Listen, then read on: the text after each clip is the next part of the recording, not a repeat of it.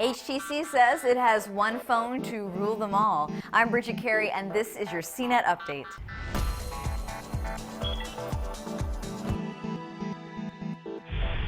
HTC has announced a brand new flagship smartphone called One.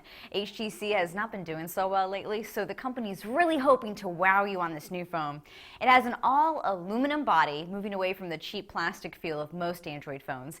The home screen interface, called Sense, looks different. Gone are widgets like that retro flip clock. Instead, the home screen has something called Blink Feed, which is like a flipboard collection of news stories, social media updates, and photos that you can flip through. Oh, and there's no way to shut off Blink Feed entirely. Another unique feature is something called Zoe, which is a photo mode where the camera will automatically take a short 3-second video the same time you take a photo. So when you scroll through the gallery, it looks like the photos come alive a little. It might remind you of Harry Potter photos. But the only people who can see Zoe files are other HTC owners, unless you convert the files. Oh, and there's also the matter of the rear camera, which is 4 megapixels. HTC calls them ultrapixels, and that the sensor can pick up more light and can work better in the dark than the iPhone or Galaxy S3. But that's going to be a hard sell for consumers who only care to look at megapixel numbers, and most top phones have 8 megapixel cameras.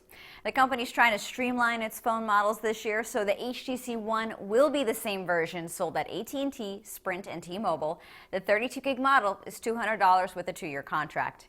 It appears that Google doesn't want to feel left out of the retail store trend and is looking into opening Google stores later this year. At least those are the reports buzzing around. There wasn't word on exactly where or when, but it could be a place for Google to show off its products like Chromebooks and the latest Nexus tablets and smartphones. Hotmail is entering its final chapter. Microsoft is starting to move all Hotmail users to Outlook.com, the new free webmail service, and the Hotmail service is being phased out. Users can keep their Hotmail.com accounts, but they'll just have to access them through the Outlook.com web portal. Some folks joke about people who still have Hotmail accounts, but I see no shame in Hotmail. It could be a point of pride when it's hard to get, like owning a classic car. I still have my AOL account, and I have no plans on getting rid of it because it was my first email address, and now it manages all my gray mail. But what's your take on old email addresses? Do you use Hotmail proudly or get teased for an old email account? Send me a video reply using Tout or email your comments to update@cnet.com. That's your tech news update. You can find more details on these stories at our blog, cnet.com/update. From our studios in New York, I'm Bridget Carey.